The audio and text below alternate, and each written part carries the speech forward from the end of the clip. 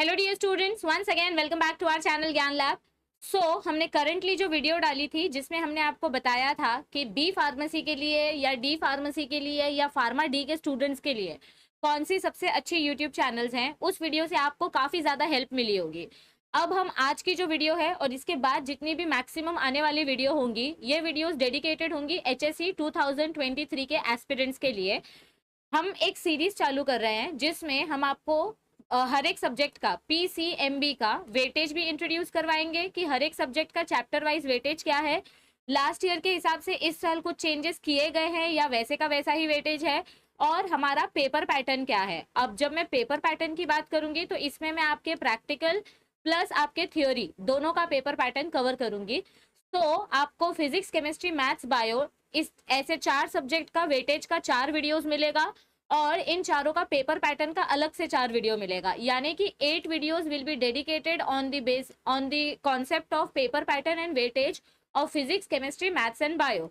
हर एक वीडियो को अलग अलग बनाने का रीजन ये है कि आपका ज्यादा टाइम वेस्ट ना हो और सीधा आपको टू द पॉइंट बात पता चल जाए कि हम बोलने की क्या कोशिश कर रहे हैं। So I will not waste any of your time. मैं सिर्फ इतना ही आपसे रिक्वेस्ट करूंगी कि बहुत सारे एचएससी 2023 के जो बच्चे हैं जो अभी तक ऐसा सोच रहे थे कि एग्जाम्स के बारे में हम धीरे धीरे प्रिपरेशन करेंगे, दिवाली के बाद प्रिपरेशन करेंगे, so now is the high time.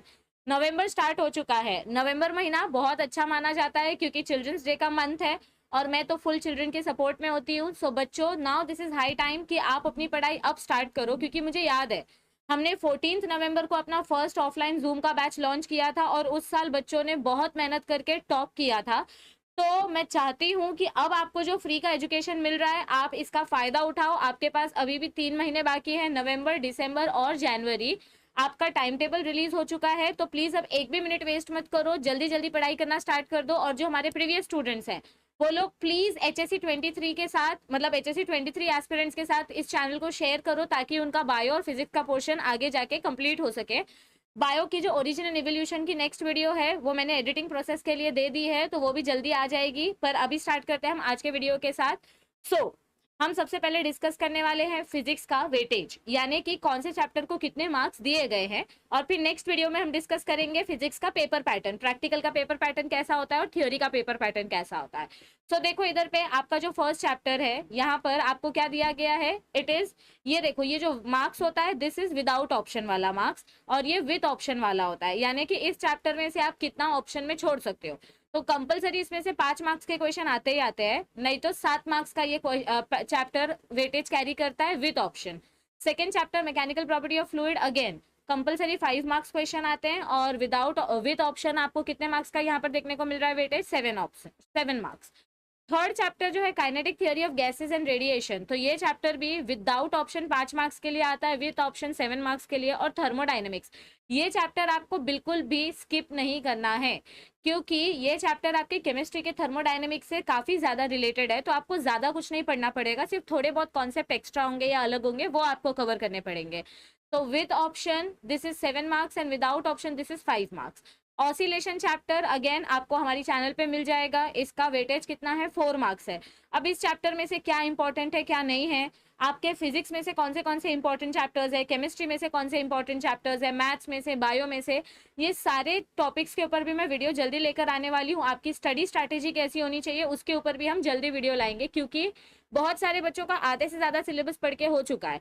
तो अब रिवीजन स्ट्रैटेजी क्या होना चाहिए, प्रैक्टिस पेपर सॉल्व करने हैं या अभी नहीं करने हैं, इन सारी बातों पर हम जल्दी बात करेंगे। तो देखो ऑसिलेशन चैप्टर 4 मार्क्स का है विदाउट ऑप्शन, 5 मार्क्स का है with option. Superposition of waves, ये भी काफी इंपॉर्टेंट चैप्टर है, 4 marks without option, 6 marks with option. उसके बाद आपका आता है वेव ऑप्टिक्स, अगर आपने सुपरपोजिशन ऑफ वेव्स किया है तो वेव ऑप्टिक्स को मत छोड़ना, ये तीनों चैप्टर इंटरकनेक्टेड है, एक किया है तो दूसरा अपने आप आसानी से हो जाएगा और ये काफी इंपॉर्टेंट चैप्टर है क्योंकि अगेन इसका 7 मार्क्स का वेटेज है विद ऑप्शंस। इलेक्ट्रोस्टैटिक्स और current electricity, very easy and very important chapter, अपने चैनल पे बहुत अच्छे से सर ने सिखाया है, अजय सर ने, तो इनको भी स्किप मत करना। 4 मार्क्स के लिए विदाउट ऑप्शन है, 6 मार्क्स के लिए विद ऑप्शन है दोनों चैप्टर्स।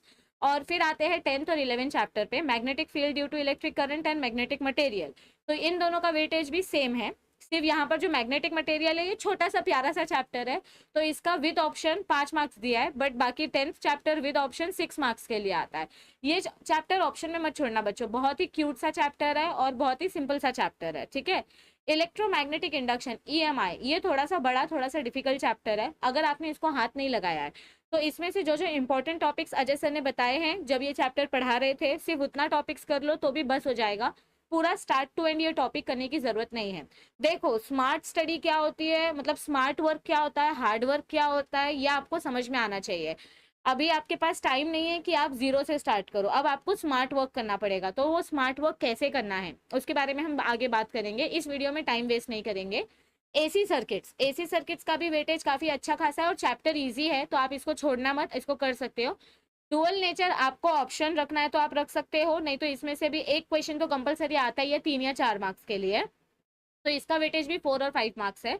और स्ट्रक्चर ऑफ एटम्स पे आते हैं, तो स्ट्रक्चर ऑफ एटम काफी बड़ा चैप्टर है, अगर टाइम मिले तो आप इसको कर सकते हैं। इसका वेटेज है 4 marks without option, 6 marks with option, और ये मेरा फेवरेट चैप्टर है, मैंने इसको अपने 12th में ऑप्शन में रखा था, पता नहीं क्यों, बट अब मुझे ये सबसे ईजी लगता है, सेमीकंडक्टर डिवाइसेस, क्योंकि ये आपके मैथ्स 1 के लॉजिक चैप्टर से भी कनेक्टेड है, और ये आगे लाइफ में सेमीकंडक्टर तुम्हारा कभी पीछा ही नहीं छोड़ेगा, 11वीं में भी था, अभी भी है, आगे भी रहेगा। तो विदाउट ऑप्शन इसका वेटेज है 4 मार्क्स और विद ऑप्शन इसका वेटेज है 5 मार्क्स, तो ऐसे करके आपका टोटल पेपर बनेगा 98 मार्क्स का, जिसमें से आपको 70 मार्क्स का पेपर कंपलसरी अटेम्प्ट करना है, यानी 28 मार्क्स आपको ऑप्शनल दिए जाते हैं कि आप 28 मार्क्स का ऑप्शन में रख सकते हो। तो पूरे 16 के 16 चैप्टर्स अगर आपने नहीं किए, इसमें से अगर आप 12 या 10 चैप्टर्स भी करके जाते हो तो भी आप आराम से 70 मार्क्स स्कोर कर सकते हो। तो वो कौन से चैप्टर्स हैं जो इंपॉर्टेंट हैं उसके बारे में जरूर जल्दी एक वीडियो आएगी। अब देखो इधर पे आपको बताया गया है कि क्वेश्चन कैसे कैसे टाइप के आते हैं। टोटल 98 मार्क्स के जो क्वेश्चन है इसमें से आपको 70 मार्क्स का पेपर अटेम्प्ट करना है, तो इसमें से नॉलेज की बेसिस यानी कि टेक्स्ट बुक के अंदर से कितना क्वेश्चन आ रहा है, 100% टेक्स्ट बुक में से कितना क्वेश्चन आएगा, 30% क्वेश्चन यानी 29 मार्क्स का। और अंडरस्टैंडिंग बेस, इसमें से आपका 20 मार्क्स का क्वेश्चन टेक्स्ट बुक का होता है, 20 मार्क्स का क्वेश्चन इन टेक्स्ट होता है। देखो इन टेक्स्ट मतलब क्या होता है, इन टेक्स्ट यानी कि एक्सरसाइज से नहीं आया है, यह आपके टेक्स्ट बुक के बीच में से आया है, और जहां मैंने टेक्स्ट बुक लिखा है इसका मतलब होता है एक्सरसाइज, आपके चैप्टर खत्म होने के बाद जो एक्सरसाइज क्वेश्चंस होते हैं ना, उधर से ये क्वेश्चन आते हैं। तो नॉलेज वाले क्वेश्चन एक्सरसाइज से आते हैं, अंडरस्टैंडिंग के आधे क्वेश्चन एक्सरसाइज से आते हैं, आधे क्वेश्चन टेक्स्ट बुक के बीच में से आते हैं, जो डू यू नो वाला बॉक्स होता है, सॉल्व न्यूमेरिकल्स होते हैं, डेफिनेशंस होते हैं, लॉज होते हैं, वो सब आपके टेक्स्ट बुक के बीच में से आते हैं। और एप्लीकेशन और स्किल वाला जो पार्ट है, यहाँ पर आपके क्वेश्चंस मिसलेनियस से आते हैं, या आपके टारगेट के नोट्स वगैरह में आपने देखा होगा एक्स्ट्रा क्वेश्चंस दिए होते हैं, वो क्वेश्चंस आते हैं। मतलब यहाँ पे भी क्वेश्चन टेक्स्ट बुक से ही होते हैं, बस वैल्यूज बदल दी जाती है, यानी कि अगर 40 मिली एम्पियर दिया है तो उसको 33 मिली एम्पियर कर देंगे, यानी कि नंबर्स चेंज कर देंगे। तो यहाँ पर आपको अपना दिमाग लगाना पड़ेगा, क्वेश्चन को घुमा के देंगे, सो यहाँ पर आपको एप्लीकेशन करना पड़ता है, और ऐसे आपको 28 मार्क्स के क्वेश्चन आते हैं। मेरा मानना यह है कि अगर आप एक्सरसाइज के क्वेश्चन भी अच्छे से करके जाओ तो भी आप आराम से 50 प्लस स्कोर कर सकते हो। 70 में से 50 स्कोर कर लिया, काफी अच्छे परसेंटेज आ जाएंगे, है ना। स्मार्ट वर्क करो, हार्ड वर्क मत करो, स्मार्ट वर्क करो। हार्ड वर्क करने का टाइम अप्रैल से होता है, अब अपना नवंबर चालू हो गया है, सो स्मार्ट वर्क जरूरी है, ठीक है। डिफिकल्टी लेवल यहाँ पर दी गई है हमको क्वेश्चंस की कि डिफिकल्टी कैसे होती है। 3 लेवल के क्वेश्चंस होते हैं, easy, average, difficult. So easy level के क्वेश्चंस अगेन आपको टेक्स्ट बुक के पीछे से जो एक्सरसाइज के क्वेश्चंस आते हैं वो इजी लेवल के होते हैं। एवरेज जो आधे क्वेश्चंस, इसमें से 25 मार्क्स के क्वेश्चन एक्सरसाइज से आएंगे जो एवरेज लेवल के होंगे, और बाकी के 24 मार्क्स के जो क्वेश्चन है वो इन टेक्स्ट होंगे, यानी कि टेक्स्ट बुक के बीच में से होंगे। और डिफिकल्ट क्वेश्चंस जो होते हैं ये ज्यादातर आपके सॉल्व्ड एग्जाम्पल्स होते हैं, ठीक है। ये सॉल्व्ड एग्जांपल्स होते हैं, न्यूमेरिकल्स वाला पार्ट होता है जो डिफिकल्टी लेवल में आता है, बाकी और कुछ दुनिया के बाहर का रॉकेट साइंस आपसे नहीं पूछा जाता है, ठीक है। यहाँ पर आपको पेपर पैटर्न का वेटेज दिया है कि पेपर पैटर्न कैसे होता है, इसके बारे में हम नेक्स्ट वीडियो में डिटेल में डिस्कस करेंगे कि एमसीक्यू कितने मार्क्स का होता है, वेरी शॉर्ट आंसर्स कितने होते हैं, कितने मार्क्स के होते हैं। सो यहाँ पर देखो एक नोट दिया आपके लिए कि आपका जो प्रैक्टिकल एग्जाम है, प्रैक्टिकल एग्जाम का आपका वेटेज कैसे होता है। ये देखो यहाँ पर आपको इवैल्यूएशन स्कीम दिया गया है अपना प्रैक्टिकल एग्जामिनेशन का। तो प्रैक्टिकल एग्जाम आपका 30 मार्क्स का होता है, एम आई राइट। पासिंग मार्क्स आपके 11 होते हैं, और ये तो वैसे भी अगर आप जर्नल और असाइनमेंट सबमिट करोगे तो भी आपको मिल जाते हैं। तो इसमें एक लॉन्ग एक्सपेरिमेंट होता है, एक शॉर्ट एक्सपेरिमेंट होता है। लॉन्ग एक्सपेरिमेंट आपका 10 मार्क्स का होता है, शॉर्ट एक्सपेरिमेंट आपका 5 मार्क्स का होता है। लॉन्ग एक्सपेरिमेंट के लिए आपको 1.5 घंटे मिलते हैं, शॉर्ट एक्सपेरिमेंट के लिए 45 मिनट्स मिलते हैं। क्या क्या जरूरी होता है, डायग्राम बनाना कंपलसरी होता है, लॉन्ग एक्सपेरिमेंट और शॉर्ट एक्सपेरिमेंट दोनों में 1-1 मार्क्स डायग्राम के लिए होता है। फिर आप अपैरेटस पूरा कैसे सेटअप करते हो उसके ऊपर आपका 1 मार्क्स होता है लॉन्ग एक्सपेरिमेंट में। फिर आपका फॉर्मूला, आपको जो भी एक्सपेरिमेंट दिया गया है उसमें आपको जो भी वैल्यू फाइंड आउट करनी है उसका फॉर्मूला या लॉ आप जो लिखोगे उसके लिए 1 मार्क्स होता है। अगर आप प्रॉपर रिकॉर्डिंग, अगर आप अपने प्रैक्टिकल का रिकॉर्डिंग याद करके गए हो और वही अगर आपने पेपर में लिख दिया तो 0 मिलेगा, क्योंकि आपका प्रैक्टिकल एग्जाम में रीडिंग्स चेंज हो जाती है, यानी कि अपैरेटस टीचर्स चेंज कर देते हैं और उनको पहले से रीडिंग पता होती है। तो अगर आप अपने लेक्चर वाला मतलब आपके प्रैक्टिकल्स का रीडिंग एग्जाम में लिखोगे तो 0 मिलेगा।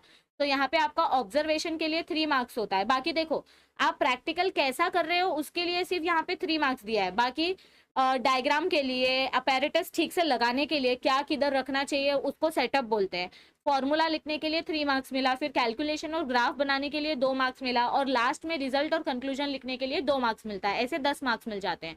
और शॉर्ट एक्सपेरिमेंट में सेम, डायग्राम के लिए 1 मार्क्स, परफॉर्मेंस के लिए 2 मार्क्स, कैलकुलेशन के लिए 1 मार्क्स और रिजल्ट के लिए 1 मार्क्स। और इसके बाद आपको एक्टिविटी दी जाती है। आपकी एक्टिविटी जो होती है वो आपके प्रैक्टिकल्स के टाइम पे ही करवा ली होती है। तो 5 मार्क्स की एक्टिविटी होती है, 5 मार्क्स आपके वाइवा के लिए होते हैं, मतलब आपसे ओरल पूछा जाता है, कुछ 3-4 क्वेश्चंस पूछते हैं, और 5 मार्क्स आपकी जर्नल के लिए होते हैं। तो जर्नल के ऊपर खाना वाना रख के मत खाओ, उसको प्रॉपर कवर करके रखो, अच्छे से जर्नल को क्लीन रखो, अच्छे से प्रेजेंटेशन वगैरह दो, क्योंकि उसके ऊपर आपके 5 मार्क्स होते हैं।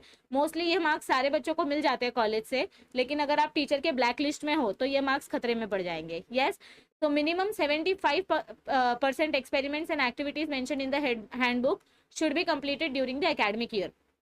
पूरे साल में अगर आपने 1 या 2 एक्सपेरिमेंट मिस कर दिया है तो कोई बड़ी बात नहीं है, भूकंप नहीं आने वाला है, लेकिन 75% एक्सपेरिमेंट्स होने चाहिए। मतलब अगर 10 एक्सपेरिमेंट्स हैं तो उसमें से आपने 8 एक्सपेरिमेंट्स आपकी जर्नल में होने चाहिए, तो ही आपको ये 5 मार्क्स मिलेंगे, नहीं तो मार्क्स कट हो जाएंगे। यस एवरीबडी, तो ये था पूरा वेटेज के बारे में कि थ्योरी का वेटेज कैसा होता है और आपके प्रैक्टिकल का वेटेज कैसा होता है, कितने मार्क्स कौन से पॉइंट को दिए जाते हैं, पेपर पैटर्न कैसा होता है, एमसीक्यू कैसे लिखना है, आंसर्स कैसे लिखने हैं, उसके बारे में जल्दी आपको एक वीडियो मिलेगी। सो तब तक के लिए चैनल के साथ बने रहो। और प्लीज प्लीज प्लीज मेरी आपसे ये हम्बल रिक्वेस्ट है कि HSC 2023 के जो 11th और 12th के स्टूडेंट्स हैं उनके साथ प्लीज इस चैनल को शेयर करो, क्योंकि बहुत सारे बच्चे ऐसे हैं जिनको अभी तक इस चैनल के बारे में पता ही नहीं है, और जिनको पता ही नहीं है कि इतना अमेजिंग फिजिक्स और बायोलॉजी उनको फ्री में पढ़ने मिल सकता है। So don't be selfish and share this channel with your friends, and please keep supporting us जैसे आप सपोर्ट करते आ रहे हैं, क्योंकि HSC 2023 के बच्चों के लिए भी हम MST CET की प्रिपरेशन काफ़ी अच्छे से करवाने के लिए प्लान कर रहे हैं।